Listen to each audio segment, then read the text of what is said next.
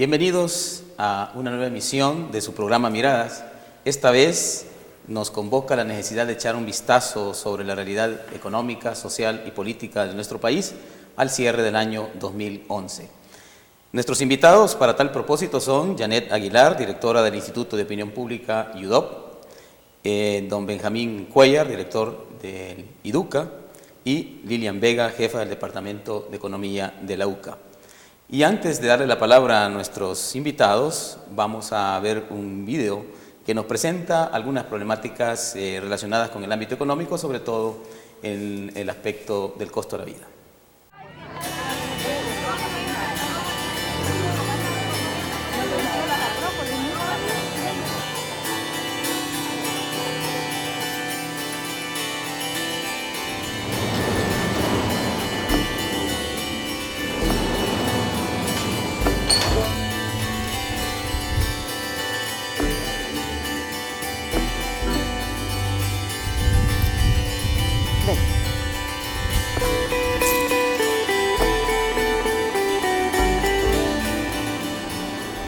Es un promedio de $6 diarios quizás.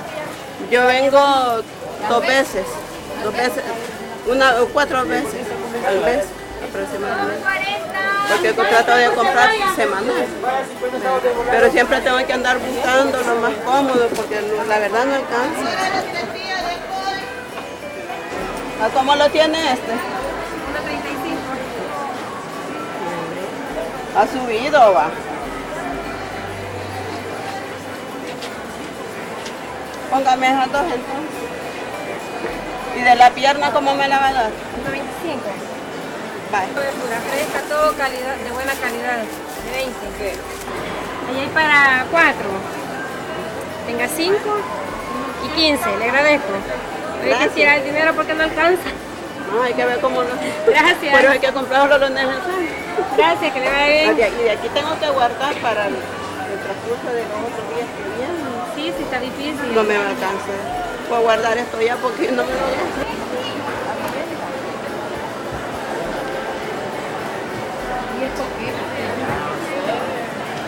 Solo de a 1.50 hay. Solo de 1.50 hay. No hay de a dólar. No.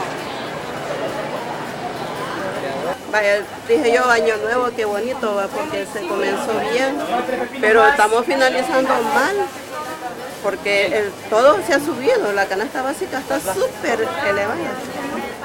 Así que tenemos que hacer milagros para sobrevivir. Gracias. Es bien grande el reto de uno de ama de casa porque le hace de administradora y si uno no sabe administrar, llevamos a la quiebra todos los hogares. Al principio, por lo menos lograba recoger siquiera $10 para irlos ahorrando. Hoy en vez de recogerlo, mejor los dejo. Porque no alcanza, entonces tengo que prestar para salir adelante.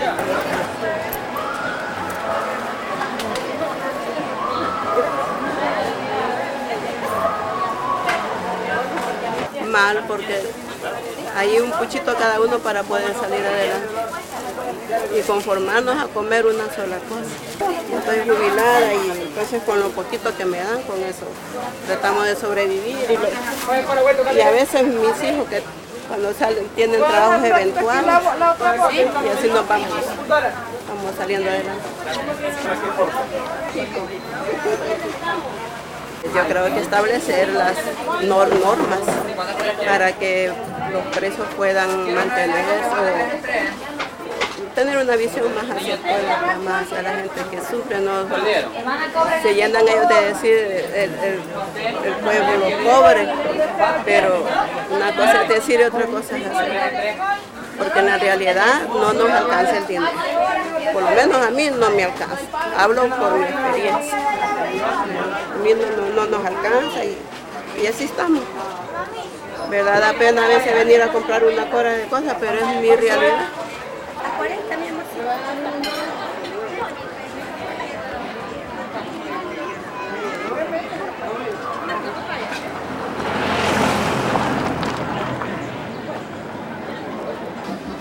Esas cosas que ha comprado, ¿cuánto ha gastado, doña Yolanda? 14.25 porque traía un billete de a 20. Guardé 5 para los pasajes de estos 2 días para terminar la semana, para las tortillas y el pan francés. Entonces, de $15 solo llevo 75, aquí tengo que pagar el pasaje. Solo el frijol me va a servir para unos 3 días. Y el pollito. Pero para carnes y pescado no alcanza. De aguinaldo no hay nada porque el aguinaldo yo lo ocupo para pagar los impuestos de la casa. No me queda nada. Me quitan la casa. Nos vemos. Adiós, que le vaya bien. Gracias. Hola,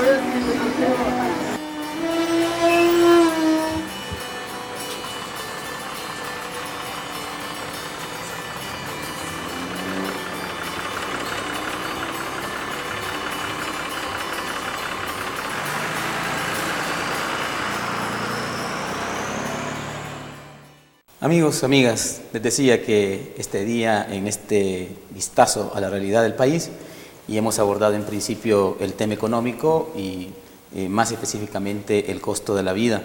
A tu juicio, ¿cuáles son como las causas que están llevándonos a cada vez niveles altos del costo de la vida?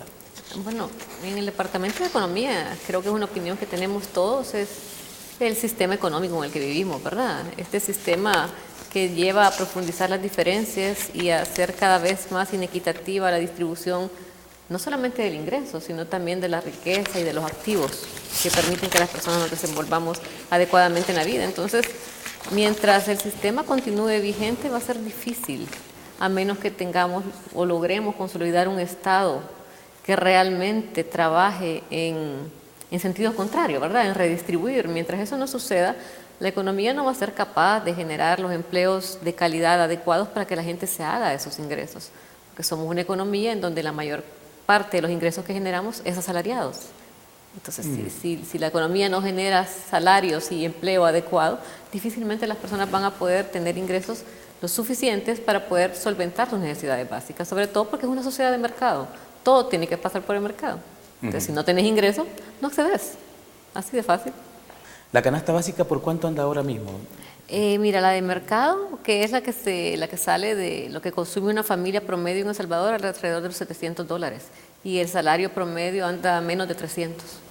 Entonces, muy difícilmente una familia cubra sus necesidades a totalidad. Yo más bien me parece que el 60% de la población o de las familias no la logra cubrir adecuadamente. Y las que la logran, tendremos otro 20% que justo, más o menos justo. A partir de ahí podemos estar hablando de pobreza y de extrema pobreza. Fíjate que nosotros, más que de hablar de pobreza y de extrema pobreza, hablamos de exclusión. A nosotros nos gusta más el término exclusión porque hay familias que pueden no ser pobres por el indicador de ingreso, pero tienen una serie de pobrezas que no se expresan por ingreso y, por ejemplo, por tiempo. Hay muchas mujeres que quizás están ellas solas con un bebé y se levantan a las 3 de la mañana todos los días, logran generar algún ingreso que no las coloca en línea de pobreza, pero si tú, de pobreza extrema, ¿verdad? Pero si tú ves su tiempo, esa mujer es pobre de tiempo y es incapaz de tener un tiempo adecuado para sí misma o para generarse educación que después le sirva o para generarse algún capital que luego le permita ser más productiva. Es imposible. Entonces, esta mujer está excluida de las posibilidades, por ejemplo, de educarse. Entonces, a nosotros nos parece más importante la palabra exclusión que la palabra pobreza, porque la pobreza al final es el resultado, ¿verdad? Es lo que vemos, es lo que al final resulta todos los días. Pero antes, las causas estructurales están más bien en lo que es exclusión. Ya. Janet, hemos conocido pues, la más reciente encuesta del YUDOP y nuevamente cuando se le pregunta a la gente sobre la percepción de los principales problemas del país, nuevamente aparece la economía y la violencia, ¿verdad? Aunque la violencia por encima de la economía, pero la economía sigue siendo, digamos, de impacto, digamos, en la población. Claro, definitivamente, bueno, a lo largo del tiempo la economía se ha posicionado en el primer lugar de las preocupaciones ciudadanas. Hasta muy recientemente, un par de años, el tema de la preocupación por el crimen y la delincuencia ha superado la preocupación por la economía, pero eso no necesariamente significa que la economía del país o que la economía familiar haya mejorado, sino que justamente el problema de la violencia ha cobrado tales dimensiones que obviamente alcanza ese nivel de preocupación y de inquietud ciudadana. Eso, digamos, por un lado, y ciertamente la encuesta revela que el tema económico sigue siendo grave, tanto a nivel, en el caso de la economía nacional, la mitad de la gente considera que a lo largo de 2011 la economía del país empeoró, ¿verdad? Y en el caso de la economía familiar tenemos alrededor de un 35% que opina de manera similar. Sin embargo, más de la mitad considera que siguió igual. Esto de siguió igual significa que no ha habido en realidad mejora, porque la gente está muy mal. No vimos un deterioro económico a nivel de las encuestas, a nivel obviamente de las percepciones sobre la situación económica. A partir de la crisis económica mundial 2007 se vio una mayor preocupación por este tema. Encontramos también que el 60% de la gente piensa que la pobreza aumentó y que cerca del 70%, 7 de cada 10, considera que durante 2011 el costo de la vida aumentó en mucho. Y es interesante cuando a esa proporción de personas uno le pregunta cuáles considera que son las causas de ese aumento. Y aquí, a diferencia del año anterior, en el que la mayoría de las causas estaban asociadas más a factores exógenos, crisis económica global, aumento de los precios del petróleo, ¿verdad? Que tiene una repercusión directa en la economía familiar. La gente también aludía al tema del incremento en el costo mundial de los alimentos justamente por la crisis. A diferencia del año pasado, este año el 75% de la gente alude más a razones de orden nacional, que tienen que ver, la gente sigue mencionando, por ejemplo, el tema de dolarización como un factor que sigue impactando en el alto costo de la vida, en la inflación, el tema de desempleo. Aluden también a nivel coyuntural la pérdida de cosechas por las emergencias provocadas por las lluvias, y también siguen mencionando la falta de regulación de los precios por parte del gobierno.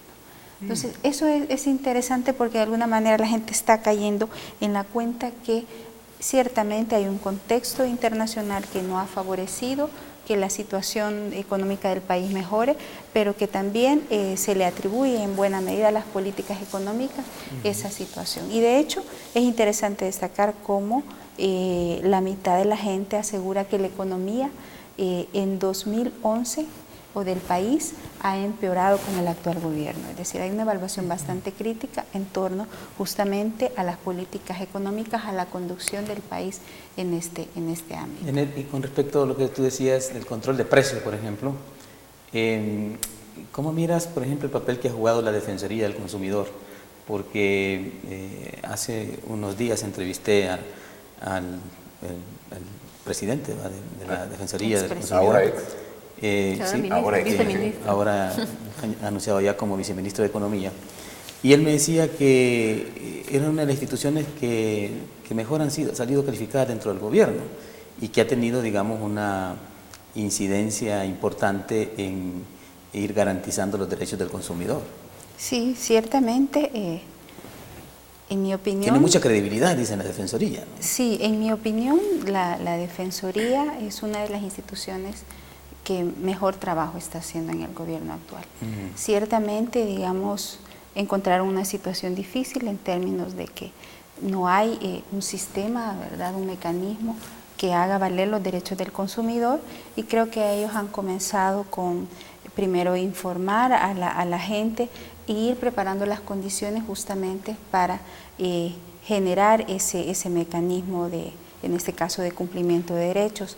Es interesante también que ellos han apostado por explorar a nivel de la opinión pública la valoración que la gente hace, no solo en términos de conocimiento de sus derechos o de aplicación de las leyes en materia de consumidores, sino también exploran, por ejemplo, todo el tema de la evaluación de los servicios, sobre todo servicios públicos, en el tema de agua, en tema de energía eléctrica, el tema también de cómo ve la gente el costo de los servicios médicos, costo de los alimentos. Entonces creo que es una de las instituciones que probablemente ha tenido que ver mucho, la visión de su titular tiene bastante claro claro su papel. Habrá que ver si finalmente también les permiten desde el gobierno central implementar todo un sistema que haga justamente valer esos derechos, porque supone entrar en conflicto con el mercado y entrar en conflicto con grupos de poder económico.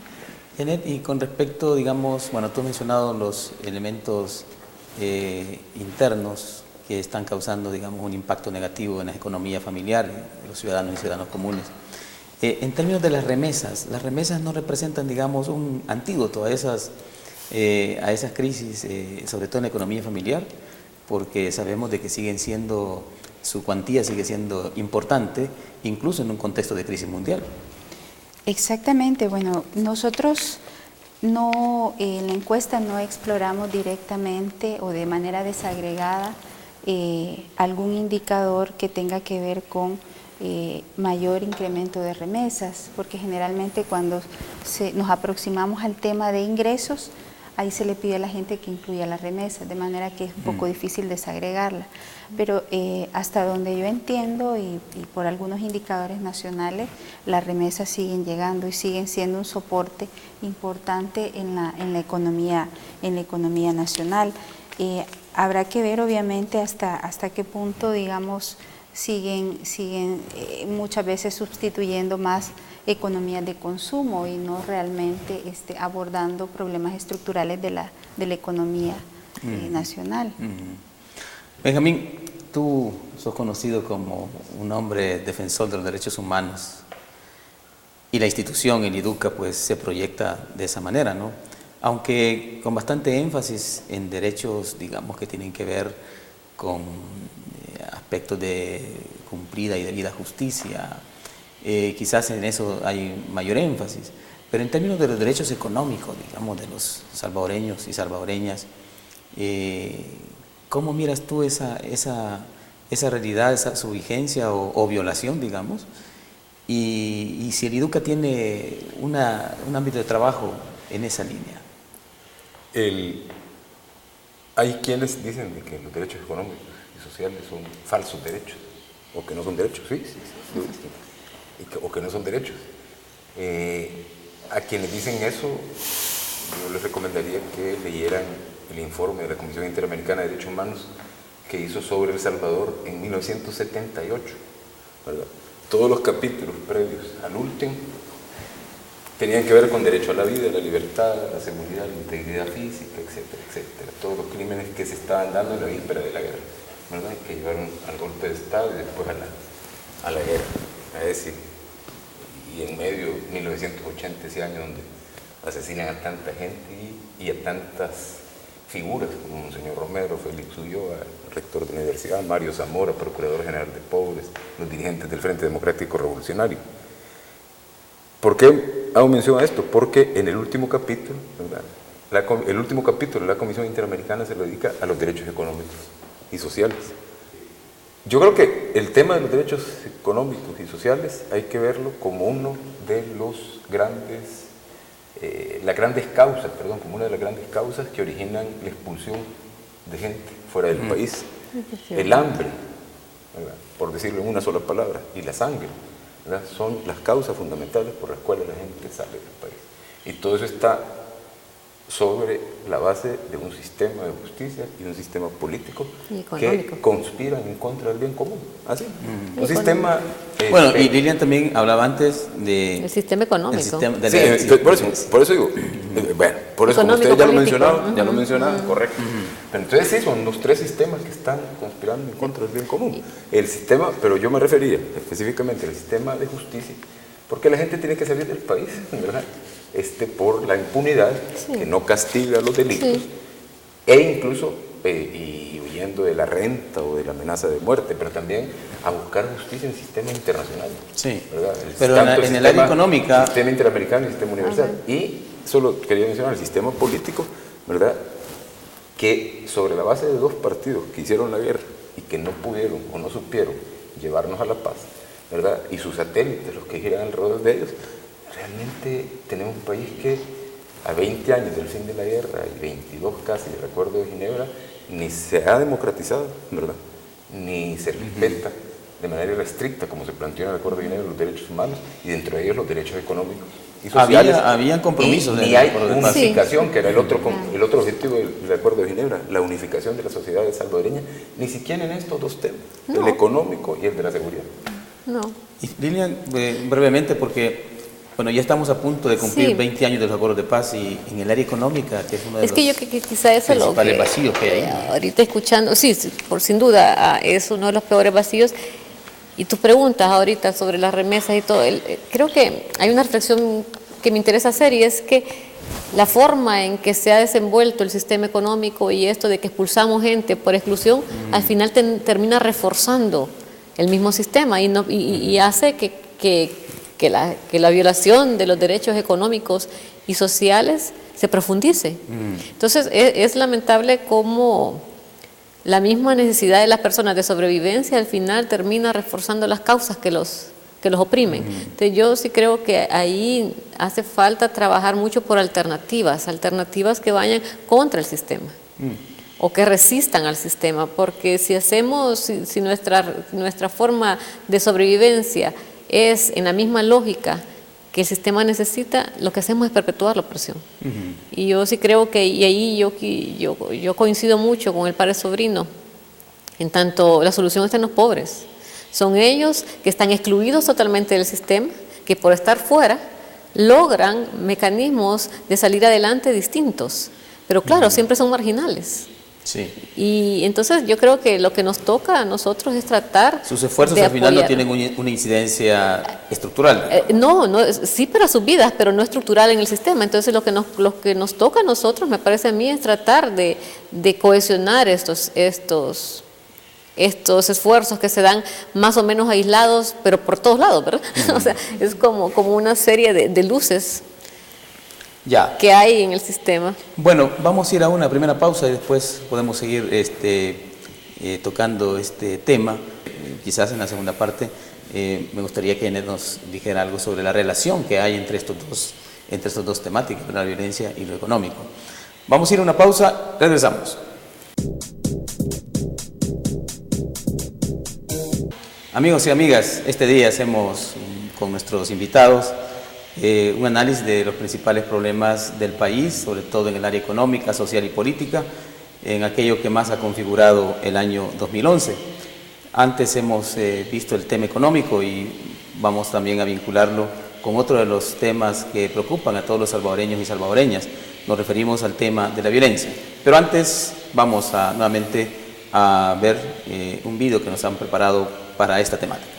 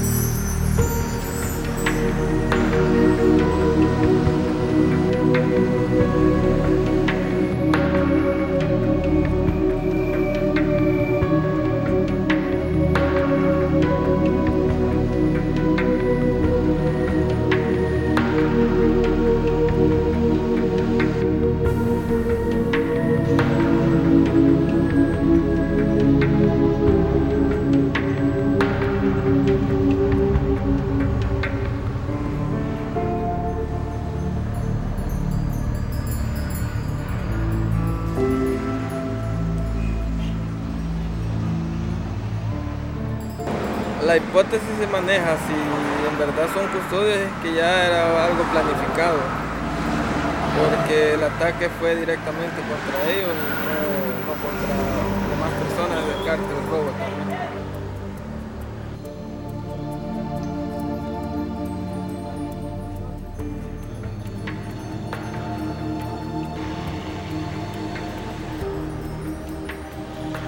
Pero sí, que son dos masculinos, el cual uno quedó fallecido dentro del autobús y otro que está fallecido en lo que es el hospital. ¿Y se tiene conocimiento cuántos sujetos se subieron? ¿Cómo fue el movimiento?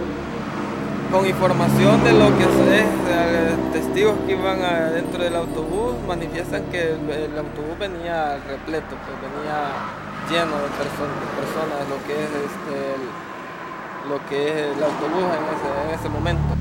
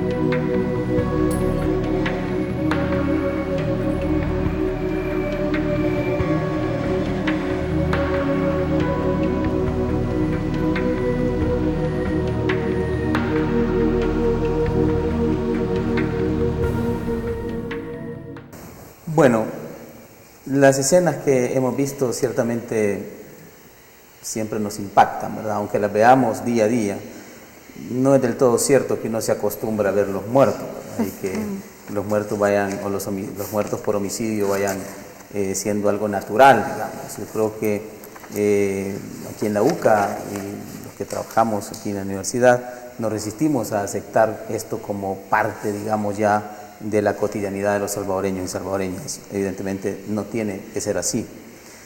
Y bueno, para eso se han hecho estudios acá donde hay propuestas para enfrentar esta problemática, y vamos a analizar en esta parte también las medidas o las políticas de seguridad que el actual gobierno tiene y hasta qué punto este gobierno está representando un punto de inflexión, digamos, con respecto a lo que habían hecho los anteriores gobiernos. Pero habíamos dejado un tema, digamos, planteado a Janet Aguilar, directora del YUDOC, en el sentido de la relación que puede haber, Janet, entre el tema económico y el tema de la violencia en nuestro país. Bueno, yo creo que son dos ámbitos que están estrechamente ligados, ¿verdad? Hay suficientes estudios que documentan cómo el crimen y la violencia se convierte por una parte en un obstáculo para la reactivación económica, a nivel, en el plano más macroeconómico, pero también a nivel en el caso de la economía familiar, hay severos impactos que a veces no se cuantifican. Ciertamente se cuantifican a veces costos económicos que tienen que ver con el impacto en la salud. Recientemente, por ejemplo, se mencionaba el alto costo que la atención de heridos, ¿verdad?, sobre todo por arma de fuego, y la hospitalización de los mismos representa para el Estado, eso sin contar el número de años perdidos, de años laborales perdidos para todas aquellas personas que quedan incapacitadas y que se ven imposibilitadas de seguir trabajando. Las mismas economías familiares o empresariales que tienen que dedicarle, digamos, parte de su presupuesto para la seguridad privada. Exactamente, esa es otra dimensión que tiene que ver con los costos de seguridad, ¿verdad?, que en los últimos años se han incrementado, no solo porque, digamos, las empresas tienen que garantizar la seguridad de sus bienes, de sus servicios, de sus empleados, sino porque también se ha estructurado, se han reconfigurado nuevas modalidades delictivas como la extorsión, ¿verdad?, que de alguna manera también tiene un impacto directo en los ingresos de las economías, y esto no solo a nivel empresarial. Yo decía recientemente que en realidad en términos de la extorsión, que es uno de los delitos que más se ha masificado en los últimos años en el país, realmente los principales afectados son los más pobres. Aunque ciertamente es un delito bastante difuso en términos de que muchas veces estas bandas llaman a personas desconocidas, generalmente son los pobres, los que viven en las zonas rurales, en este caso los propietarios de pequeñas tiendas, pequeños negocios, o que viven en barrios pobres, los que por la misma vulnerabilidad o por no contar con los recursos para garantizar o pagar seguridad privada, como sí lo puede hacer la clase media o clase alta o la misma empresa, pues se ven más vulnerables a ser victimizados por este tipo de situaciones. Creo que eso por un lado, pero además si nos ponemos a pensar cuántas viudas, por ejemplo, o viudos en este caso, han quedado en el país. Estamos hablando de que ya superamos los 4.000 homicidios. Sí. A noviembre ya se superó la cifra con la que cerramos 2010. Entonces, en términos del impacto a largo plazo, creo que tampoco se ha medido al final la repercusión que eso tiene en el plano social, en el plano de salud mental, del trauma psicosocial para las familias, ¿verdad?, que a su vez son víctimas, para tantos niños que son espectadores de la violencia brutal que se ejerce contra sus padres y que quedan huérfanos. O sea, todos estos son dimensiones o consecuencias que realmente creo que no estamos discutiendo lo suficiente como sociedad y que hay que atenderlo, porque al igual que la guerra se está generando una serie de efectos psicosociales que nos están dimensionando y que terminan alimentando ese círculo vicioso de la violencia. Entonces, creo que eso es importante, digamos, asociarlo. Por otra parte, ya lo decía Benjamín, también en este momento la violencia, la amenaza, el acoso que están sufriendo muchas familias los está obligando no solo a emigrar a otros lugares del país, sino también a salir fuera. Se han incrementado. También el desplazamiento interno es fuerte, ¿verdad? El desplazamiento forzado, se estamos viendo nuevamente algunas figuras que solo las veíamos durante el conflicto armado. Familias enteras están teniendo que salir porque están siendo amenazadas por bandas o grupos delincuenciales. No necesariamente pandilleros, ciertamente las pandillas están detrás de una alta proporción de extorsiones, pero entendemos que también hay otras estructuras más organizadas que muchas veces utilizan esto como un recurso, incluso a veces para saldar cuentas personales, ¿verdad? Aspectos ideológicos, en el caso, por ejemplo, de las empresas de transporte, aunque ellos no lo quieren reconocer, este es un asunto viejo y que no solo tiene que ver con pandillas, sino tiene que ver con ajustes de cuentas entre empresas o con mecanismos de competencia ilegal que están utilizando algunos empresarios del transporte público justamente para afectar a sus competidores. Benjamín, ¿qué ha fallado en las políticas de seguridad pública en nuestro país? Bueno, yo creo que yo quiero partir primero de dos cosas que se exigen desde la sociedad y que, si no confunden, por lo menos no permiten ver posibles soluciones. Se habla de la privatización de la seguridad y la militarización de la seguridad. La privatización ya está dada desde hace rato, o sea, con las empresas de seguridad de particulares que le brindan el servicio a gente que tiene recursos para pagar, para sus empresas, para sus viviendas, etc. Y la militarización, que tanto se ha puesto sobre la mesa su discusión con el nombramiento del general David Munguía Payas como ministro de Seguridad y de Justicia y Seguridad Pública, yo considero que la militarización viene dada de la policía desde antes de nacer. ¿No ha comenzado con el nombramiento? No, con el 20% de una organización político-militar insurgente, ¿verdad?, integrada, y con el 20% de una policía que sí pertenecía, estaba adscrita al Ministerio de la Defensa, que era la Policía Nacional, y con las trampas que se hicieron. Yo recuerdo que el primer subdirector, el segundo subdirector de la PNC, era el mayor Peña Durán, que fue un militar que incluso al final de la guerra él era el director de la oficina de la DEA aquí en El Salvador. Entonces, yo creo que el problema es el concepto, ¿verdad? Ahora se ha llegado a extremos como nombrar a un militar en el tema de seguridad pública, una persona que lo quieran vender como el salvador del país, del caos que hay en materia de seguridad, y que no tiene, por muy preparado que sea como militar, no tiene la experiencia ni la capacidad para trabajar en el tema de seguridad pública. Entre paréntesis, yo creo que hubiera sido sano entonces, para equilibrar las cosas, que nombrara un ministro de la Defensa Civil, pero nombraron un ministro de la Defensa que era viceministro y que estuvo en primera fila, ¿verdad?, en la misa de acción de gracias a Dios o a no sé quién, de los militares cuando salieron del escondite en la Guardia Nacional después de que se decretaron órdenes de captura por la masacre en la UCA.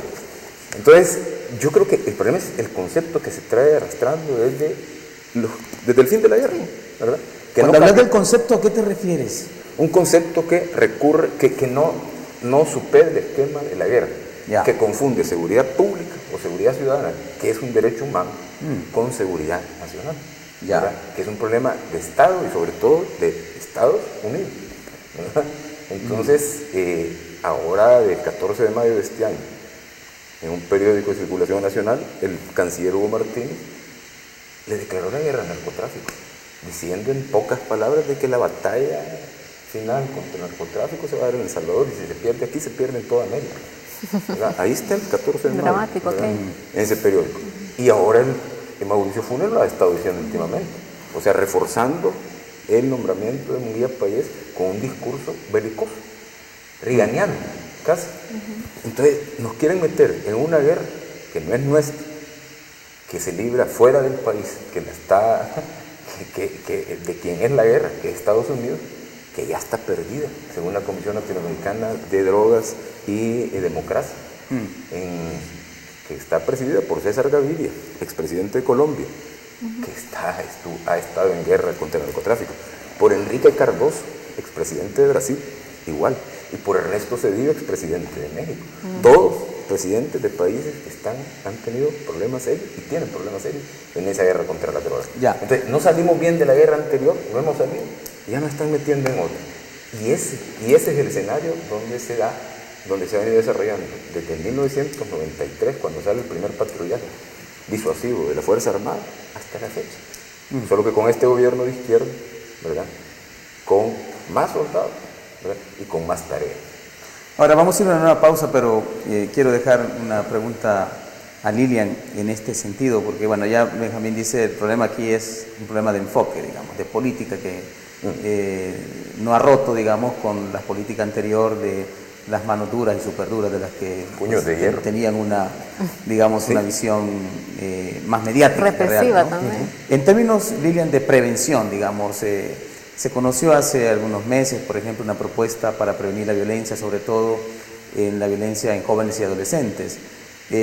¿Tú miras una política de prevención de parte del Estado en este sentido de ir, por ejemplo, poniendo en ese documento que hicieron algunas organizaciones de la sociedad civil, se hablaba, por ejemplo, de la primera prevención que tiene un carácter más social, un poco familiar también. Te lo oriento, pero hablaban de la prevención primaria, es decir, mientras no hubiese una solución a los problemas sociales vinculados a la violencia, iba a ser difícil, digamos, disminuir.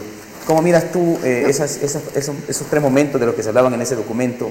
Prevención primaria, que tiene que ver con lo social, prevención secundaria, que tenía que ver con los grupos vulnerables, y prevención terciaria, que tenía que ver con los jóvenes y adolescentes que ya estaban, digamos, siendo, bueno, ya estaban en los penales o ya estaban sometidos a la justicia. En el círculo de violencia. Miras tú, de esas tres modos de prevención, miras que en el Estado hay políticas en ese sentido y si están teniendo algún impacto en nuestro país.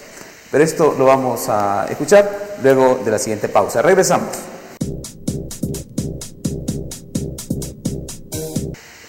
Amigos, amigas, estamos ya en la tercera parte y última de este programa, Miradas, que esta vez ha querido hacer una mirada a la realidad del país en términos de lo que ha ocurrido en este año, una especie de síntesis, digamos, ¿no? Y pues nos hemos auxiliado con los conocimientos y la experiencia de Anet Aguilar, de Lilian Vega y de Benjamín Cuellar.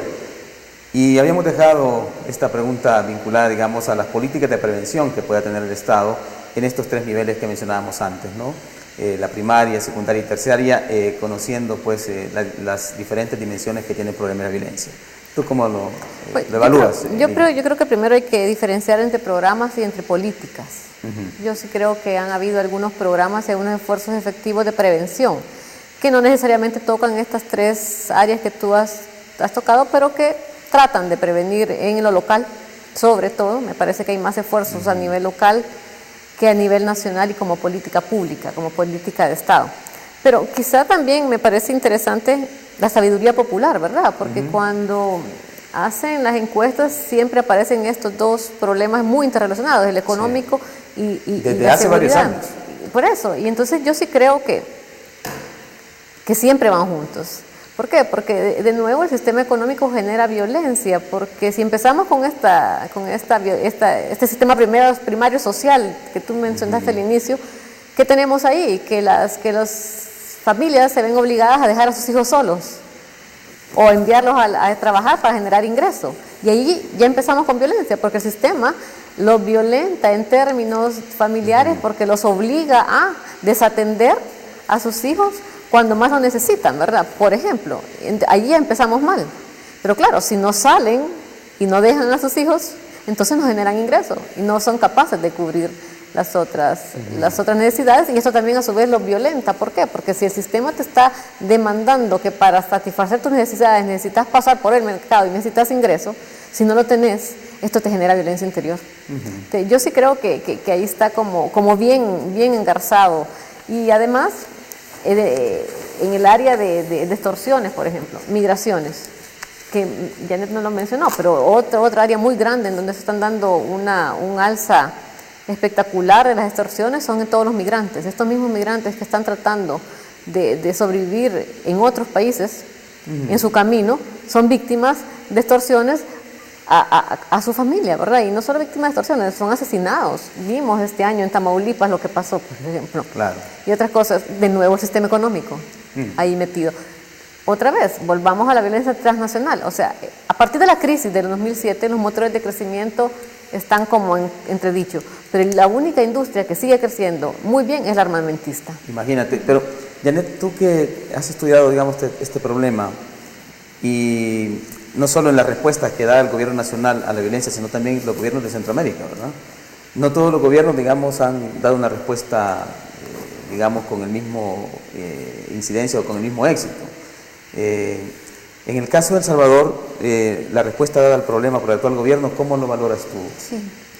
Bueno, en primer lugar yo quiero reiterar algo que puede parecer un eslogan, pero que me parece que sigue siendo muy pertinente, sobre todo para poder atender eficazmente el tema de la violencia. La mejor política social, la mejor política de prevención es la política social, es decir, que los gobiernos puedan realmente incrementar la inversión en el gasto social. Enfrentar el problema de la exclusión del que hablaba Lina. Enfrentar el problema de la exclusión, enfrentar el problema de la desigualdad con modelos y políticas que permitan generar oportunidades, sobre todo para los grupos más desfavorecidos. Eso es fundamental y ha sido una fórmula que ha funcionado en países que han logrado también reducir la violencia. Es fundamental también que desde una perspectiva de Estado se logren traslapar las políticas sociales con la política de prevención y de seguridad. De otra manera estamos dando palos de ciego o haciendo esfuerzos aislados.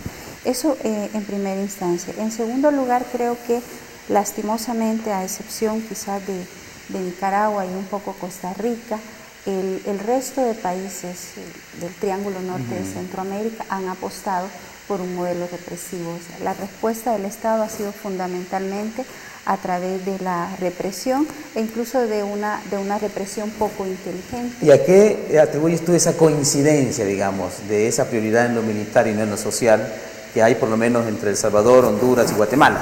No sé si Belice también, ¿no? Sí, yo creo que eso tiene que ver también con los influjos a veces de orden geopolítico a los que han estado más expuestos los países del Triángulo Norte. Ha habido probablemente a lo largo de la historia de estos países, en la historia reciente, en la historia pasada, mayor influencia del enfoque de seguridad nacional, ¿verdad? Han sido países también que han atravesado por conflictos armados. Honduras, digamos, no directamente, pero también estuvo en medio del conflicto, asumiendo un papel dentro del mismo. Pero ha tenido que ver fundamentalmente con que estos países han sido más obedientes a Estados Unidos en términos de intentar seguir un poco su modelo de seguridad, pero también con una tradición mucho más autoritaria de responder por la vía de la fuerza, con políticas populistas punitivas, ¿verdad? Que lo que buscan es generar realmente apoyo popular, pero que no logran atender el problema de raíz. Y aquí tú has tocado un tema que es fundamental. Mientras El Salvador no se comprometa con una política de Estado integral y comprensiva que apueste por la prevención, difícilmente vamos a poder salir realmente de la situación, de la grave crisis de seguridad en la que nos encontramos. ¿Eso lo miras como un elemento estratégico fundamental de cara, por ejemplo, al próximo año? Yo lo veo fundamental en términos de que no hay salidas y porque el país lleva 20 años utilizando básicamente medidas represivas, incremento de la policía, respuestas de uso del ejército que han mostrado su total fracaso. Lo que ha ocurrido es incremento, digamos, de la violencia, por las encuestas que usted estaba mencionando. Si juzgamos a la luz de los datos y si la gente quiere resultados, debería evaluar justamente a partir de lo que se ha hecho. Y lo que se ha hecho no solo es que no ha controlado la violencia, sino que muchas de estas políticas, y eso lo vemos a nivel del Triángulo Norte de Centroamérica, han sido contraproducentes en términos de complejizar las violencias que tenemos. Benjamín, estamos ya próximos a entrar a un nuevo evento electoral, digamos. Este nuevo evento electoral favorece, digamos, la discusión de manera seria sobre estos dos problemas que hemos mencionado, el económico y el de la violencia. ¿Crees tú que es una buena oportunidad para debatir, digamos, políticas o propuestas serias y que sobre esa base los electores puedan decidir quién puede ser diputado o diputada o un gobernante en sus municipios?